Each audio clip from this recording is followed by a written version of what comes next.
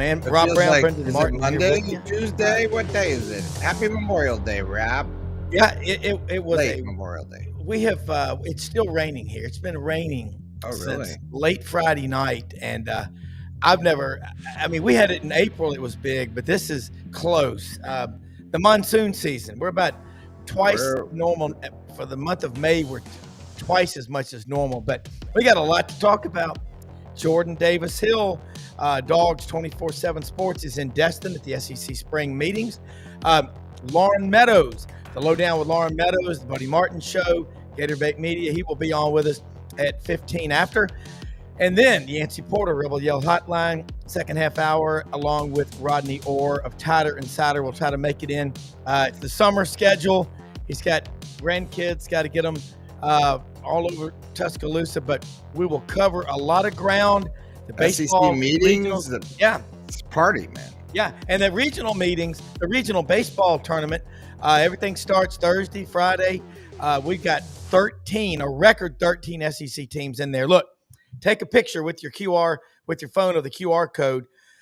We are broadcasting live on X, YouTube, and Facebook. And Brendan, man, I ran into a lot of people over the weekend up in the Spring River in Arkansas when we were talking about the podcast and the show. And everybody is like so dialed in on the podcast. I'm glad that you started streaming 17 years ago before anybody else. But man, this channel is growing. We're on fire. Yeah, it is. It's got great content. Bring in Jordan Davis Hill before we lose him from the hotel, live from the beach. Oh, look at that. The sun's on your face. Good How are you, Jordan? Anything exciting happening down there at the SEC spring meetings? Because I know you're going to tell us about it. And I know yesterday was Memorial Day. People are off. It is Tuesday, people, May 27th of 2025. Don't forget that. Jordan, how are you?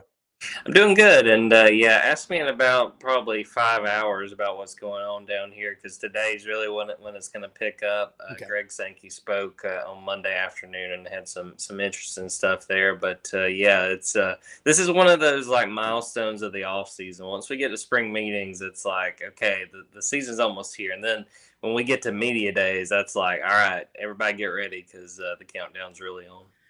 Yeah, I was with a serious dog fan yesterday, Jeff Boone, and he is a hardcore brother, owned a bar in Athens. I mean, he grew up over there. And he said, man, we lost a lot of people. And I said, you lose a lot of people every year, but you still got a lot of people. What right now is the big news in Georgia recruiting wise? Because that's what everybody's asking me. Yeah, I mean, I think the biggest thing is just what they're going to do on the offensive line. They missed out on Jackson Cantwell a couple of weeks ago, and trying to hone in on who that guy is going to be that they get next. And the name I'm watching right now, I'm trying to remember his first name, Booker, who is an Alabama commit that has shown a lot of interest in Georgia and trying to bolster that offensive line. But it's one of those things. What's fun about being on our message board. Obviously, people are always upset when Georgia misses out on a guy, but Georgia has routinely signed if not a top 5 class, a top 3 class with Kirby Smart. So it's one of those things where they're chugging right along. I would expect in the next few weeks we'll really see it start to pick up. Some official visits coming up, some big ones for Georgia. So it's the time of year. I think right now Georgia might have 9 commits, if I'm remembering correctly. And we'll turn around probably by about this time in the month of June, and it'll probably be close to double. I mean, they just very consistently add to those classes, and I expect the 2026 class to be no different. All right, baseball. Dogs hosting a regional. And, man, baseball at Georgia is really good right now. And talk about that. I know you got to be in Destin, then you'll go back and cover the baseball Dogs. Well, I want to shout out Olivia Sayer, who does all the baseball coverage for our side. There's too many. I can't juggle all of those balls, Rob. But Olivia does a fantastic job. And Georgia baseball getting ready to host a regional this weekend, starting on Friday. And I think as big as that opportunity is for Georgia, and we'll see if they can make some noise. To me, when you look at them in the tournament, it all comes down to pitching, because they've been had really good hitters this year.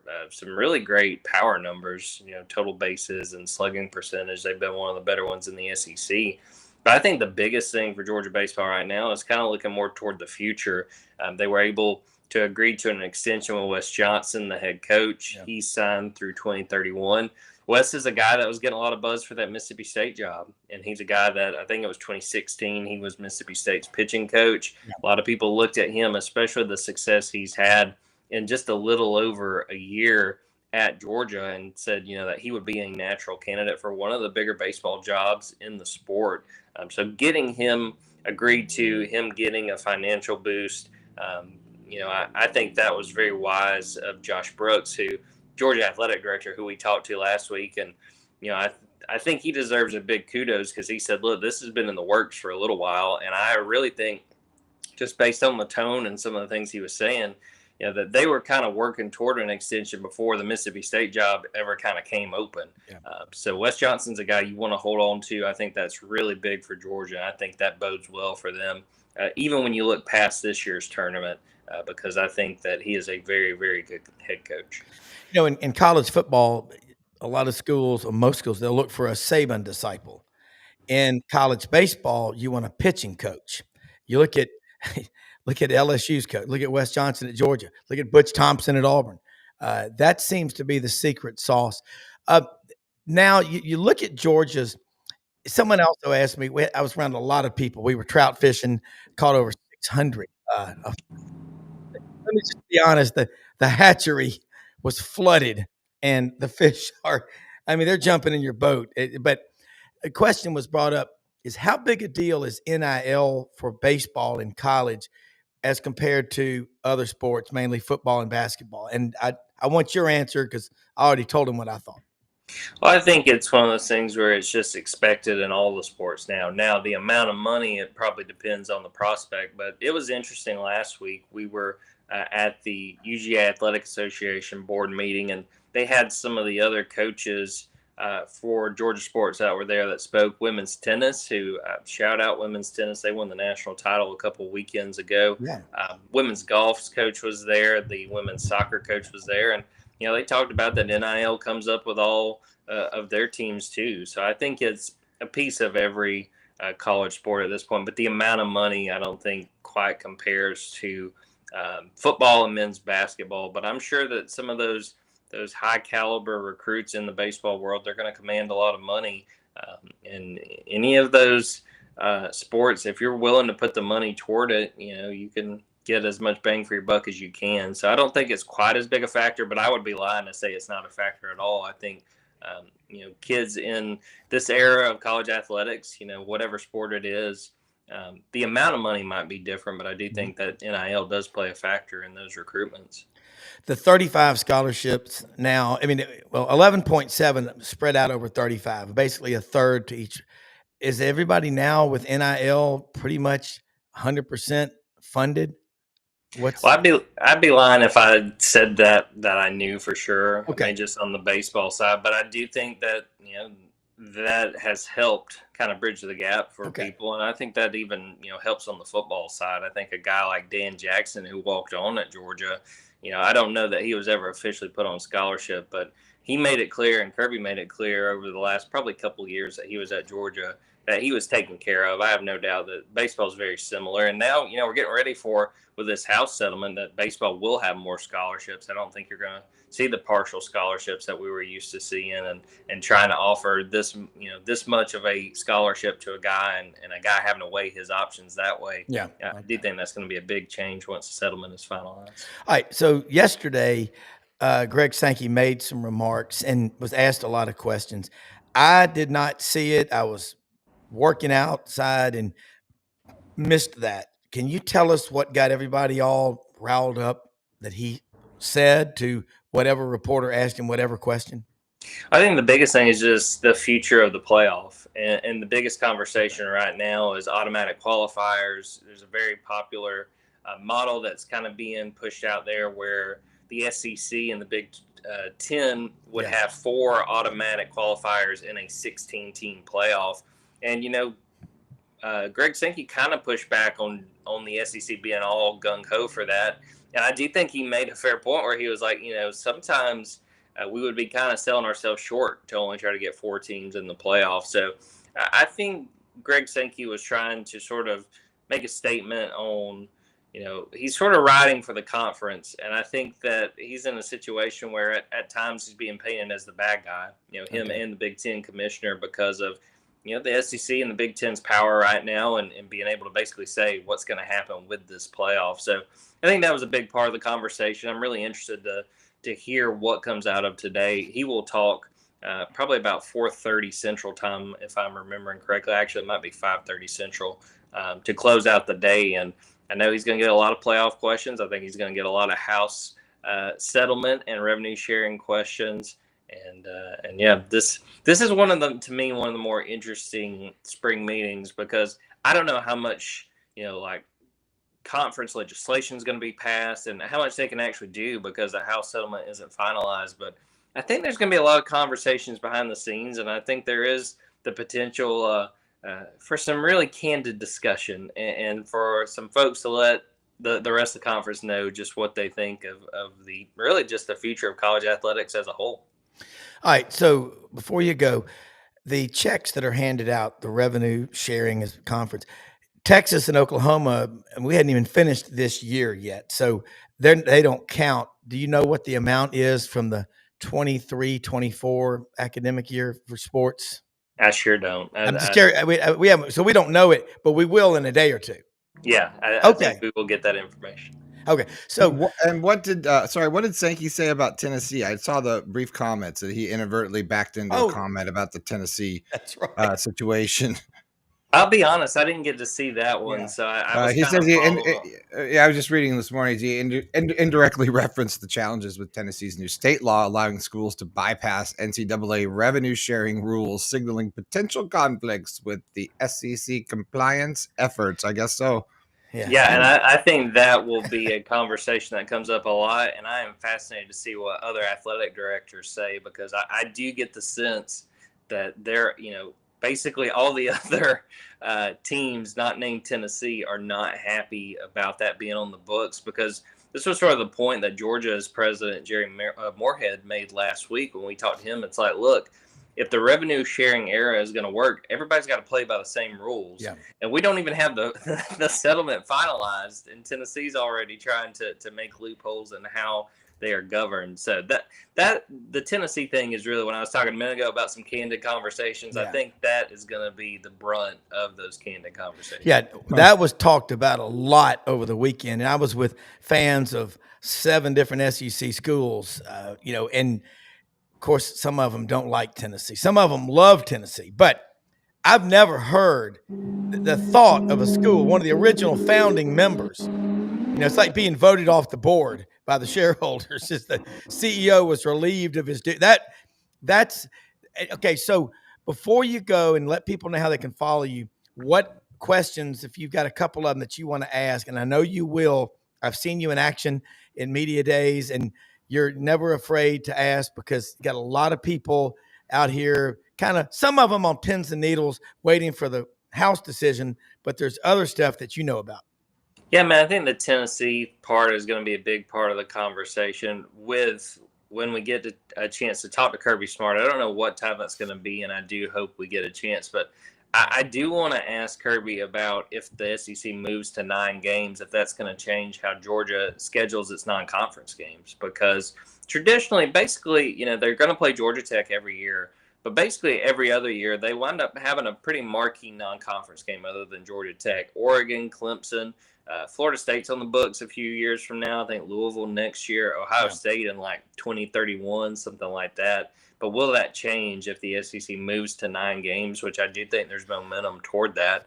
That'd be the biggest thing. And then again, it's just kind of following what is said about the Tennessee situation, and then just getting ready for that House settlement to be finalized. But I appreciate y'all having me on Dogs247.com. I'll have all kinds of updates on the SEC in Georgia over there over these next 3 days. Dogs247 on Twitter, Jordan Davis Hill on Twitter as well. So should be a fun week. I don't know if I'm going to be able to hit up the beach. It's always one of those, it's on the checklist, but this week I want get away from you and you figure out too late. That I want some footage of that now. Yeah. Here we go. That slow motion, please. The 60 beach. 60 frames per second. Well, and Jordan, I tell you what, in your spare time, have you thought about teaching classes in journalism at Georgia? Just something to think about, because I don't know where it comes from, Jordan. we need, but I'm just saying, it's like the Tony coffee. Barnhart. The Tony Barnhart said he was teaching a class at South Carolina. Is that people said, "What do you do in the off season?" He goes, "I go visit with coaches. I build relationships." And you're of that old school, so love having you on. Thank you so much. Have a great time in Destin. And during the week, if there's any big breaking news, you always have an open mic here. So take care and have fun. Sounds great. Thanks, guys. Okay. Thank you.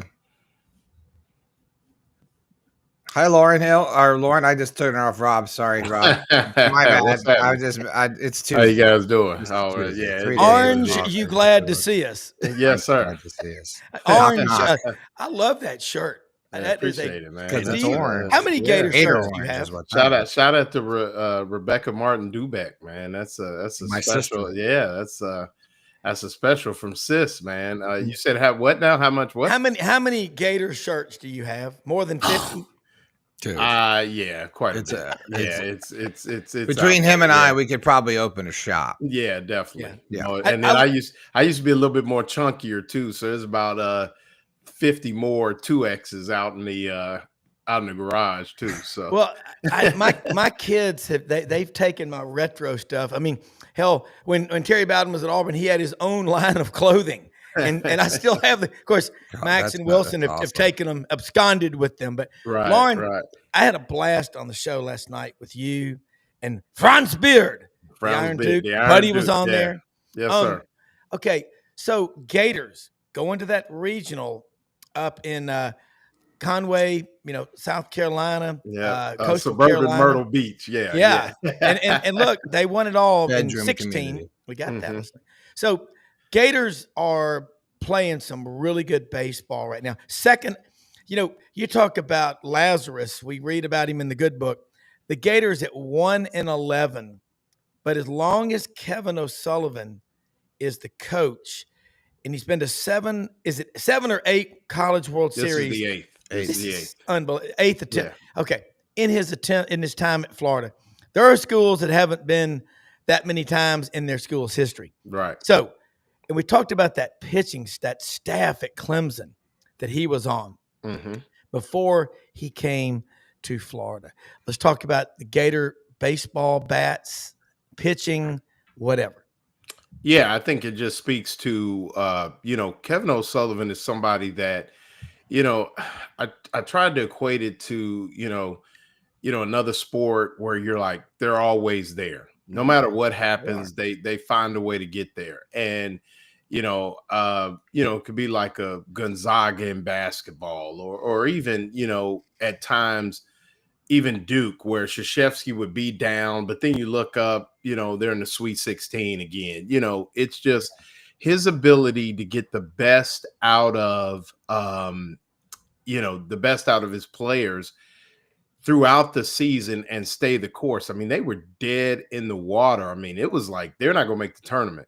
And then it started being, well, if they get to 13, if they get to 14, man, they got Texas and they got to go to Texas and they got to play Alabama. And somehow they find a way to manufacture runs, to get everybody healthy. I mean, shout out to the health staff for Florida baseball, to getting that pitching staff, Coppola and some of those other guys back and getting them rolling again. And I mean, because when those guys went down early, it was tough. But, some good teams, you know how it is, Rob. They just hunker down. They stay the course. They show up every day, and with Kevin O'Sullivan, it's very rigid. He demands a lot from his players, both at the plate, pitching as well as at the plate, where it demands you to be on top of things. Like you don't swing at a bad ball when you got a 2-1 count. You just don't do that. You don't do that under Kevin O'Sullivan. The guy's thrown 6 straight balls and then you get a walk. You don't go up there and swing at the first pitch. That's just not that's not the Old way school. thing go. Old And school baseball, Yeah, old school correct. rules. It's Yeah, like I mean- following poker. My God, I played baseball for 14 years. Yeah. I'm telling you, you don't see a lot of that, Lauren, Right. and you Well, don't. You see guys going up there in an 0-3 swinging for the. No, yeah, dude. yeah, that's You what I'm got to saying. get on base, you dude. don't, yeah, Get on base, dude. It's and not understanding about your. your place in this situationally. Do what we ask you to do. Be aggressive on the base pass when need be, and and then play good defense. And like I said, I mean, it's one of those things where throughout this season, I mean, the college baseball season is a long season, man. All So baseball much can seasons are happen. long. And like I said, Kevin O'Sullivan, I just think it's an indictment on him to be able to recruit well, be able to hit in the transfer portal. And I think when you have all those things collectively, you see what you mentioned, year in, year out success. And that, I mean, I think that's what's important. Well, culture is like, if you've ever been out on a long run or a long hike in the mountains, you can't quit because you always, in your mind, you're going, at some point I will finish. Right. But if I quit, I'll quit everything tough the rest of my life. But Kevin O'Sullivan is really smart. Butch Thompson will be on the show with us tomorrow morning. He was texting me during your show last night, said superstitious about game day. They play Friday. He said, how's Wednesday or Thursday look? I said, how about Wednesday at 8? But he has a lot of respect and admiration for Kevin O'Sullivan. That's something I'm a big fan, a huge fan of, his sportsmanship. And Florida and Auburn are just like shadowing each other since we started doing this show together. Yeah, I mean, basketball, they go we find ways to cross paths. No doubt. Baseball, Auburn wins and Florida wins. They're playing the Super in Auburn. Sidelines karma, man. It's the show karma, man. Yeah, it's crazy. Yeah, I may have to bounce down to Auburn at the end of this week. Lauren, you talked about Franz talked about his book last night, and I called Franz after the show. I'm being a writer. I've never written a book, but man, I said there are a few people out there that can write about college basketball with that sense of urgency that they do in football. Kevin Skarbinski, who has a show on this channel, and Franz are two of those people, aren't they?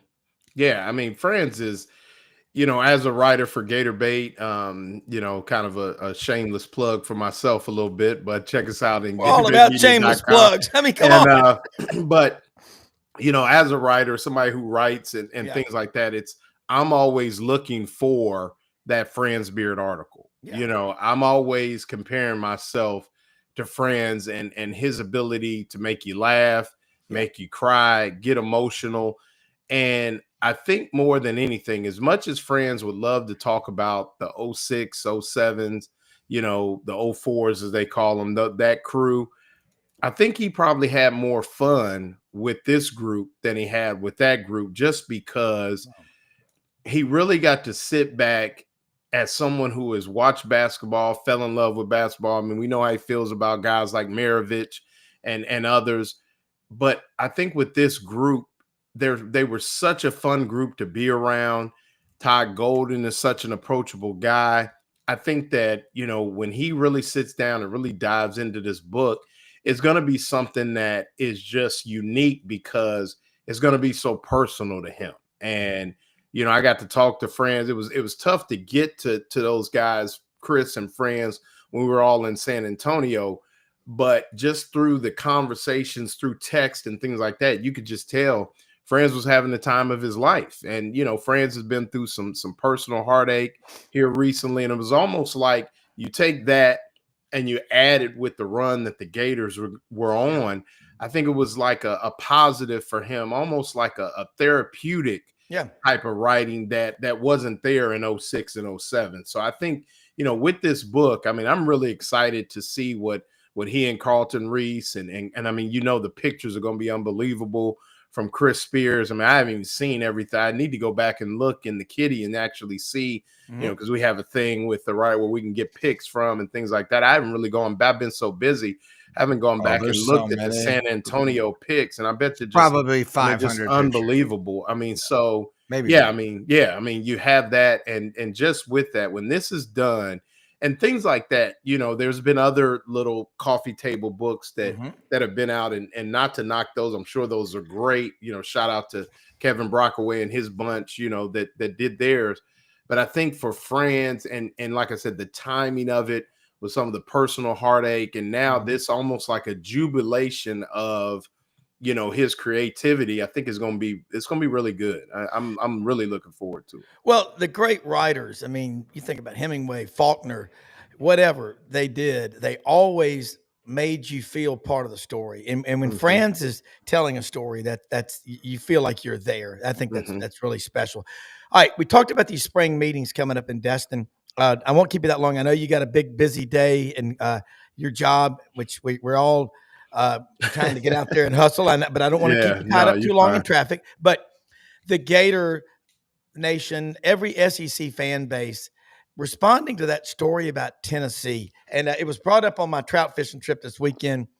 Several of the people hate Tennessee. Several of them are Vols for life about Tennessee's out of the league. If they have this new state law, I don't see that thing getting out of the driveway.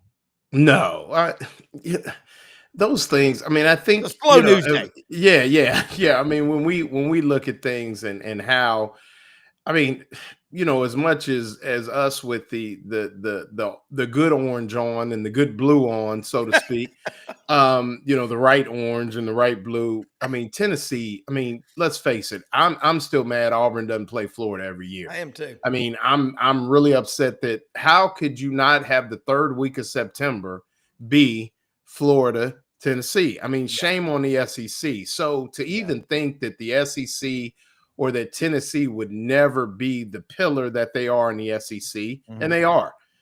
I mean, it's just unthinkable. And I think sometimes people, once everybody gets in the room and cooler heads and they sit back and look at this thing, I think that they'll say, okay, let's make sure we preserve the integrity of, what I consider the original, the true blue bloods of the SEC. And I mean, that's not, it's like you said, slow news day. I mean, we're going to have to find a lot to talk about here in like the next 2 to 3 weeks before July comes and we can really start talking football again. The football magazines come out, the video games. They're out. Yeah. So, getting into that, we're going to get into some tonight, but it's that kind of thing where I mean, Tennessee is, I mean, they've been through a lot. Don't you guys think that if you're Tennessee right now, you don't want to be in the news for a minute? That's what I was saying. Yeah, I mean, like, kind of like maybe like pick your battles right now because this isn't one you're going to win, right? Yeah, and you got to know that, right? Well, who's your who's your counsel here? Like, why? Yeah. Why? What's the point of fighting it? I don't get it. Yeah. I mean, I get the whole idea, and like I know it goes way back, and I understand the history of it. I get it, and I know Tennessee has been at the forefront of sort of fighting the SEC, or excuse me, fighting NCAA last year. They sort of been pushing the envelope. I get it. I just don't think with the recent news of losing, you're trying to find a quarterback.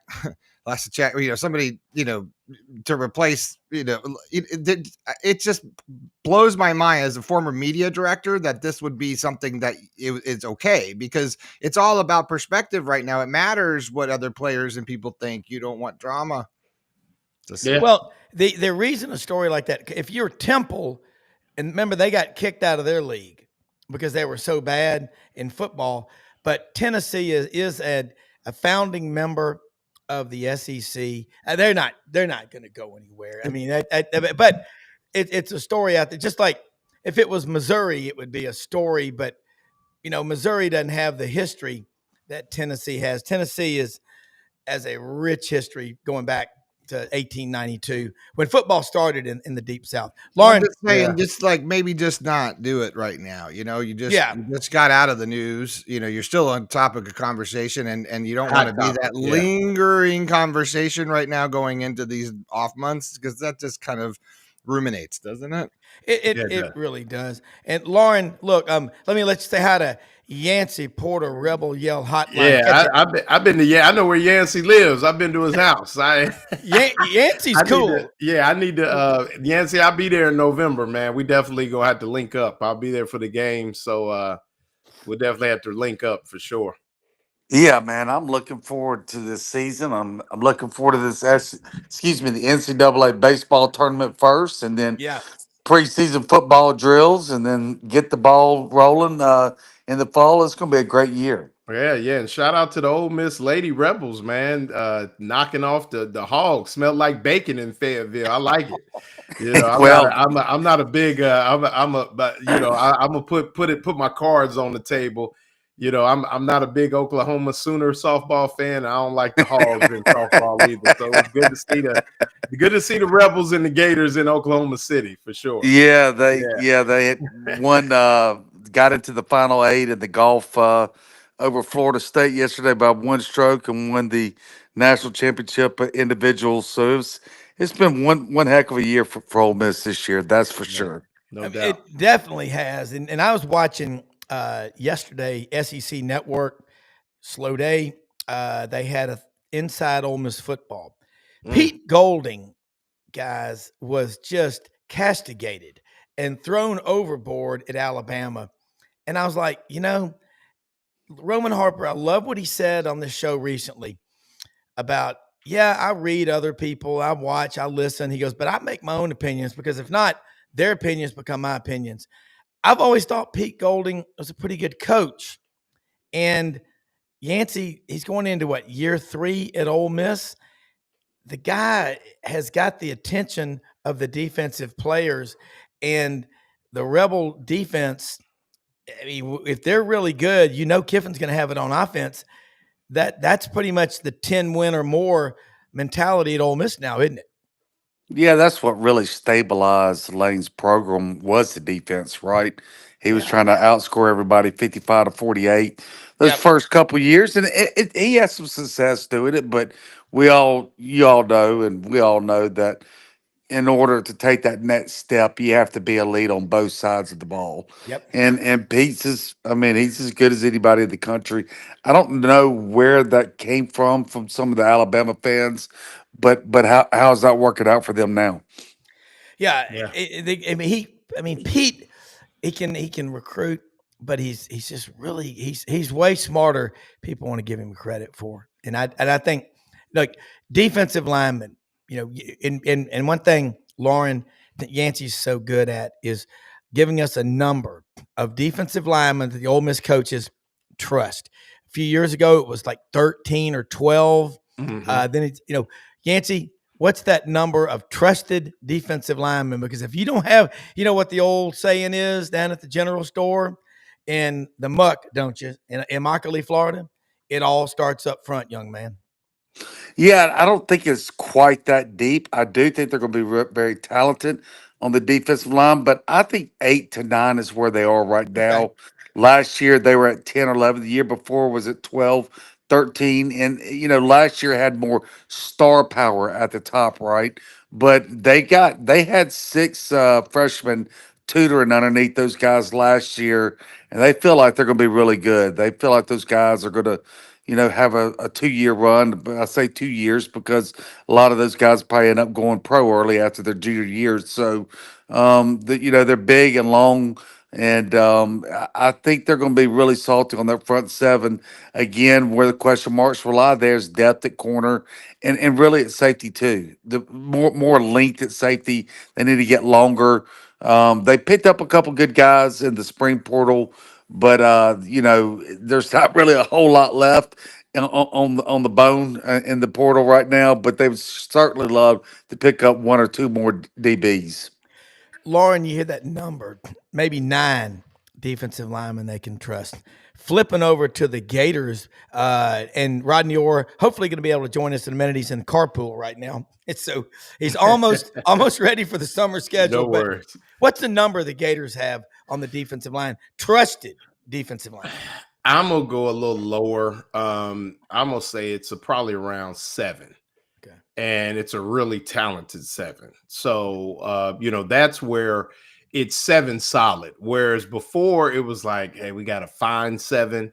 Now you talk about the return of a guy like Jamari Lyons, Tyreek Sapp coming back to school. I think you're really going to see the elevation of LJ McCray. Ballyhooed recruit coming out last year, kind of had to figure it out a little bit. 5-star George Gums returns, Cameron James, guys that are really ready to take that next step. And, I spoke with some of the coaches in the fall. Former Florida great Mike Peterson was talking about his team and his group of guys at that outside linebacker / jack defensive end position.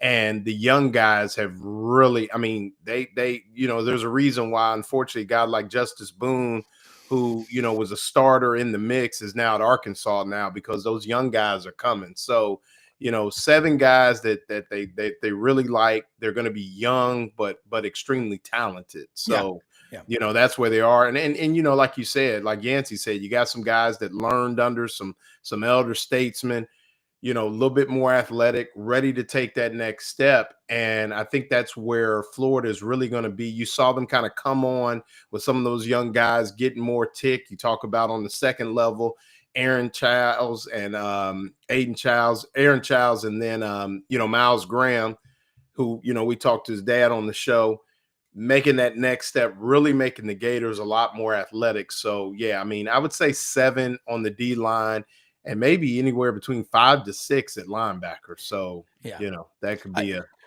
right, before we go back to Yancy, let me say something from Howard Sprague here. Repeat the controversy, please. Sort of like telling me the score, time, etc. Is it Tennessee's lack of response to the quarterback, Nico Iamaleava, who went to UCLA, who gets a Darwin Award, who had an NIL deal in the state of Tennessee with no state income tax, who's going back to California that has a 13.25% state income tax. Wow. He'll go the way of the dodo bird and the kiwi if he doesn't watch it. Man, his accountant, he should have talked to him beforehand. Maury, what we're talking about is Tennessee, and not saying they might follow the same revenue sharing plan as the rest of the SEC. And it's gotten a lot of schools in the SEC have a pretty good case, as they say down in South Georgia, of the red ass. But I don't think anything's going to come out of that. Yancey, let's get into some baseball while we got Loren here. I want to talk about the crazy Swayze Ole Miss baseball. Go back several years ago, there were 3 SEC schools making more money off a season ticket and baseball revenue than they were basketball. It was Ole Miss, Mississippi State, and LSU. Talk about the table is set in Oxford for this regional. You got to the championship. You beat Florida, Tennessee, LSU. Couldn't get over the hump against the Vandy Commodores, but Ole Miss is hot right now. Yeah, it's exciting times. We've gone over this. If you go on a Ole Miss message board, probably even State, Arkansas, LSU, it's 95% baseball, right? It's just it's a different beast here in Mississippi with baseball. Everybody's excited, to get the regional back in Oxford. It's been since 2021. And the SEC, 13 teams in. The previous high for any conference was 10, and that was from the SEC. So it's unbelievable. You've got some people complaining about because Ole Miss would have to face Georgia, and we all know Georgia's a beast on the road and the supers and, all these SEC matchups in the SEC. But how do you avoid it, right? When you have 13 teams, it's just 8 hosts, and really Alabama deserved a host as well. UCLA did not have a better resume than Alabama, but that's another argument for another day. It's gonna be fun. Ole Miss is peaking at the right time. We all know is how you're playing when it comes tournament time. It really is. And I'm gonna say that I want to say something about Winter Timber Outdoors real quick, guys, and I'm gonna go back to you. Winter Timber Outdoors, folks, open every day of the week in Athens, Alabama. Hunting season's over. Now it's the off season. OTAs, OHAs, optional hunting activities. You got to be preparing your food plots for well, dove season, you better have your 90-day crops in. Sunflowers are really good. So is Milo. But all your weapons that you need, bows, guns, arrows. They've also got great clothing, Sitka, Duck Camp, Dixie decoys, and they've got shoes, boots, beachwear, polos for the SEC schools, all your Yeti coolers and everything. Building a 13,000 square foot store under construction right now and should open late July, early August on University Drive in Auburn. Their plan is to grow and be in the footprint that is the Southeastern Conference. Winter Timber Outdoors. Go back to you, Yancy, about this baseball, because I look at Florida, and Florida, 7 College World Series for Kevin O'Sullivan. 8. And then you look at Mike Bianco, he's been there, 25 years now at Ole Miss. Yeah. The interest in college baseball, it's Florida's 267 SEC championships. You could just go down the street from one sport to the next. Ole Miss is really raising the standard. I mean, really. You look at the women's sports, the men's sports, obviously, football. You've had 4 teams finish in the top 12 in the last 50 years.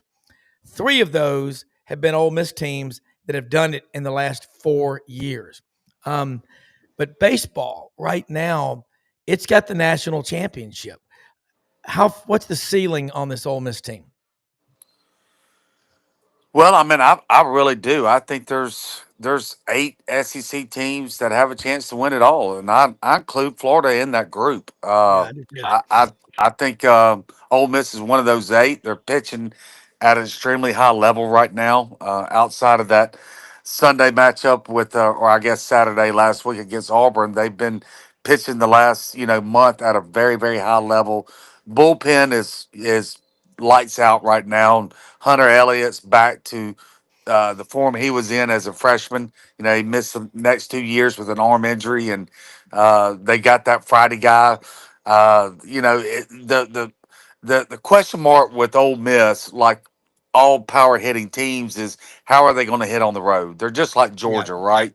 They just hit totally different at home than they do on the road. So that's really the big question mark. If they got to go play at Georgia, that's going to be a very difficult matchup, as it would be for anybody playing at Georgia, because those guys can absolutely rake at home.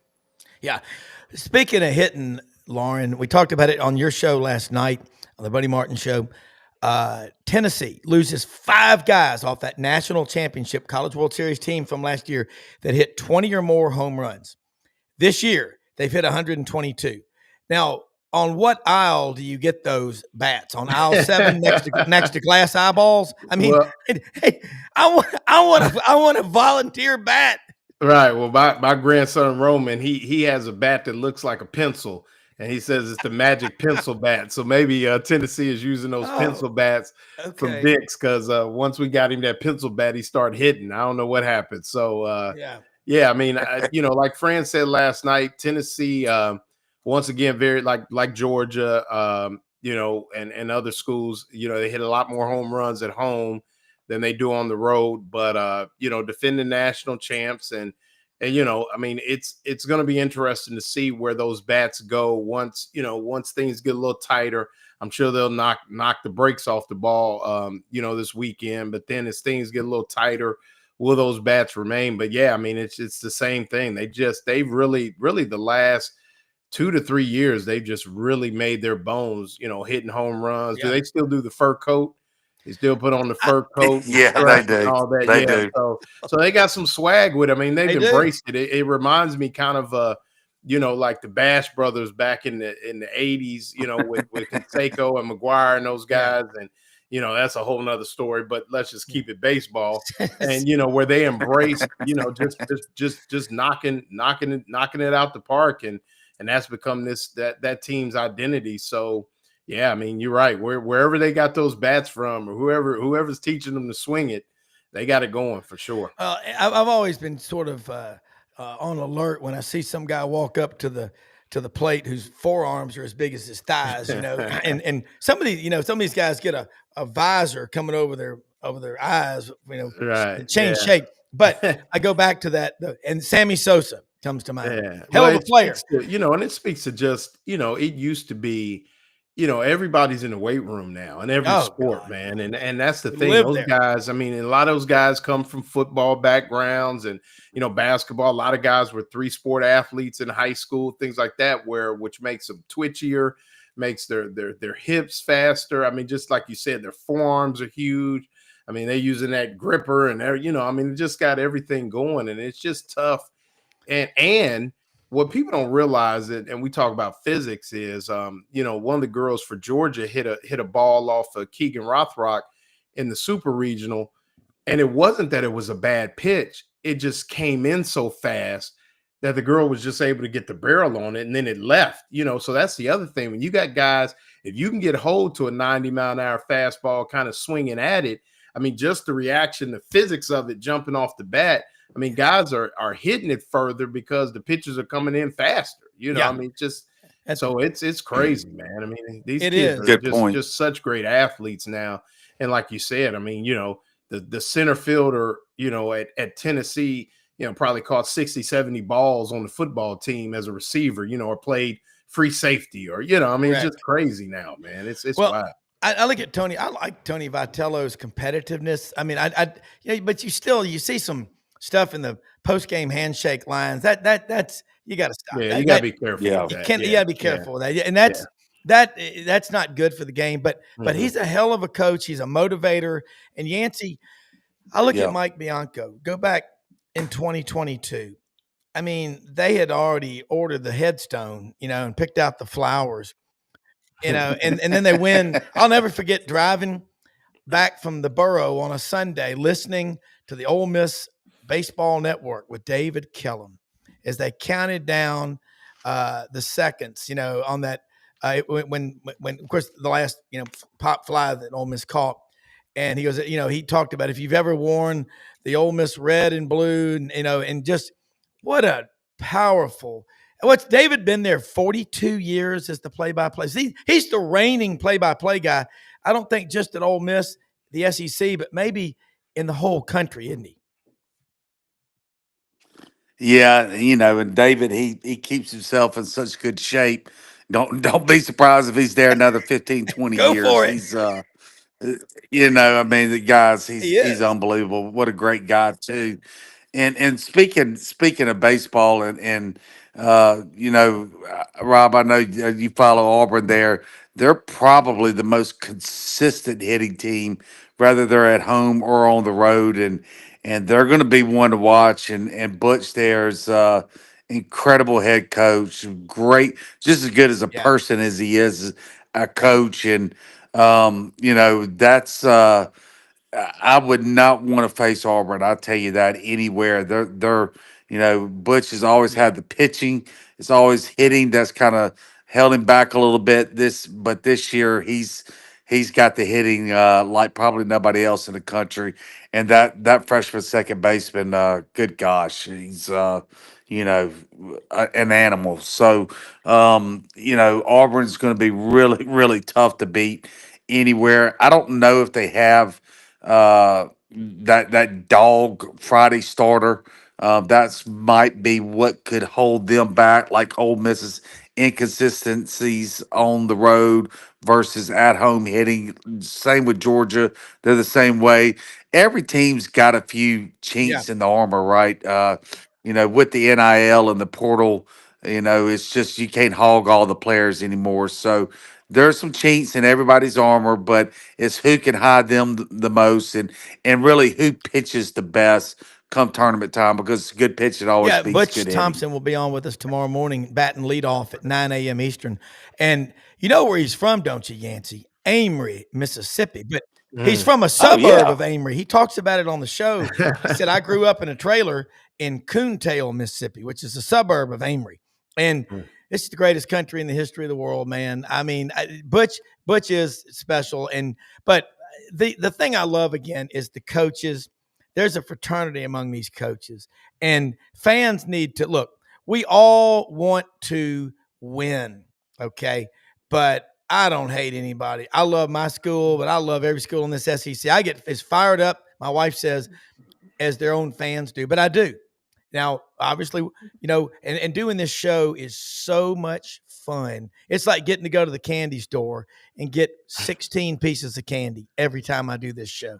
Yeah. And, you talk about baseball, what Yancy just said, Loren, and he is in the most baseball-centric state in America, Mississippi. I mean, you can't go through that state, go through a neighborhood without a yard full of kids playing baseball.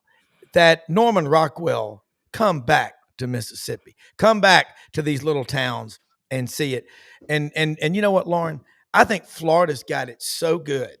It's just, I mean, it is like, being born into a family that's worth $10 billion. Because you think about it, dude, just talent everywhere, whatever sport Austin it is. Simmons now, he did leave the state, but I just look at the talent and the Gators right now, and I don't think anybody wants to play them because of Sullivan, Kevin O'Sullivan. It's just, guys, this baseball tournament, 13 teams, and the team that played for the national championship, Texas A&M, got a kick in the groin the next day last year. Their coach goes to their hated rival, Texas. Their number one preseason. They stay that way for 3 weeks, and they don't even make the tournament this year. Does that say a lot about the strength of the SEC? I don't know what else you can derive from that. Yeah, I mean, go ahead. Yeah, Rob. Yes. And I'm sorry about that. I didn't mean to cut you off there. One thing I'll say about baseball is how big it's gotten. I don't know if people realize it generated close to a little over $11 million at Ole Miss this past year. And you got to remember, only $500,000 of that comes from TV revenue, because it's not right. College baseball isn't so big in the Midwest and the West Coast and the East Coast, so you're not getting these enormous TV contracts like you see in football and basketball. But it made over $1.5 million at Ole Miss, and it's losing money at most programs, but especially as you get away from the Southeastern Conference. But I mean, that's $11.5 million in revenue is generating, and that's without TV revenue for baseball. Wow. Exactly, only $500,000 comes from TV revenue, right? So basketball, I think it generated $14.5 million. But half of that came from the NCAA tournament TV revenue, right? So baseball, it's slowly expanding everywhere else because it's so popular as a youth in all states. I don't care where you're from. It's got a lot of room for growth. My theory in Florida is kids are outdoors, the track and field programs, and running on the beach builds up your calf muscles like you wouldn't believe. I mean, I'm telling you, that's little stuff. But your whole lifetime of doing it, Mouse Holloway at Florida, Loren, 14 national championships. And Ole Miss has a great track and field program. But I do think track and field does help you in every sport. It's your insurance policy for every sport you play, is what I say. But guys, before we wrap up, Loren, the state of the SEC right now, with Texas and OU in the league, and I'm gonna ask you this, and I'll let you go, and I'll come back to Yancy, and then we'll say something about some sponsors, and then we'll let y'all out. But with OU and Texas coming in the league, is it better? Do you like it? Is it more competitive? Because we got 13 teams in the league this year. That's a powerful statement. Yeah, I mean, you think about it. I mean, you take OU and Texas out, for instance, there would only be three, quote unquote, three SEC teams in the Women's College World Series. You got 13 in the tournament. I mean, you bring the cachet, the Texas. I mean, imagine what DJ Lagway versus Arch Manning is going to be midway through the season. I mean, imagine that game at that time of the year with those two stalwarts. Oklahoma is going to be back in football. They're not going to stand down. I mean, do I, I guess the nostalgic person in me, I like the regional, where it was the Southeast, it was the Big Ten. I'm from the Midwest, I mean, Oregon, UCLA, and USC in the Big Ten is just, Rutgers even in the Big Ten is crazy to me. I mean, it's just whatever. Yeah, I don't like that. If you're just talking about the SEC and the quality of athletes and even Texas in track and field. I mean, Oklahoma in track and field, and just some of the athletes that have now come to what is the best conference in the country. I mean, it's unbelievable, and it's only going to get better, and it's only going to improve the product on the field. I mean, imagine Florida buckling up, getting to go to Oklahoma here in a few years when they realign again. I'm sure either Oklahoma will come to Florida or Florida will go to Oklahoma. I mean, just those kind of things. Maybe Georgia will finally play in College Station, which they've yet to do yet, or something. But you've got all those matchups that can come from that, and it just puts more eyes on some of the greatest athletes really in the world, not just in the country. It does. Loren, we'll catch tonight at 9 p.m. Eastern, the Lowdown with Loren Meadows, right here on this here channel. Yes, sir. And, I'm looking forward to being on there with you. But, man, awesome stuff. I wanted you to say hi to Rodney Orr, but he'll be back on with us next week. Again, carpool. He's a great grandfather, one of the best guys you'll ever meet. Loren, thank you so much. Yancy, before you go, real quick, catch him 6 o'clock Monday nights, Sports 56 WHBQ and Super Talk Mississippi, Rebel Yell Hotline, best source for Ole Miss, everything. Yancy, kind of 30 seconds or a minute or whatever, tell us, you think right now the state of the SEC, how strong with Texas and OU in your opinion? Is it better? Yeah. It's undoubtedly better. I think the only SEC team that would say it's not is A&M. Because Texas had no problem adjusting coming to the SEC. Oklahoma did, let's be honest. But Texas, they just blend it right in and have whipped A&M in every sport there is. And I'm sure A&M is not happy about it. But I think the other 15 teams in the SEC are very happy about the additions of Oklahoma and Texas. It's got to be frustrating with A&M. Spending so much money, and they need to be getting more return on investment. Hey, Yancy, awesome stuff. Thank you so much, and we will see you next week, and we'll be talking baseball with you during the week. A lot going on. Appreciate your time, as always. All right, let me say something, folks. Today, LandersFordMemphis.com, where Poplar and Collierville meet at Poplar and Houston Levy. $500 off for SEC Sidelines audience members. The 25 expeditions are in. Huge inventory. Brad Bellamy, the general manager out there, just start with him. Say, hey, I heard about you. I heard about you on SEC Sidelines. He's the man. Guy loves sports, too. He'll talk some college football, baseball, basketball with you. He's a big Memphis and Alabama fan, loves the SEC. And that is a place where you will be able to save in forward employee pricing. Tariffs be what they are.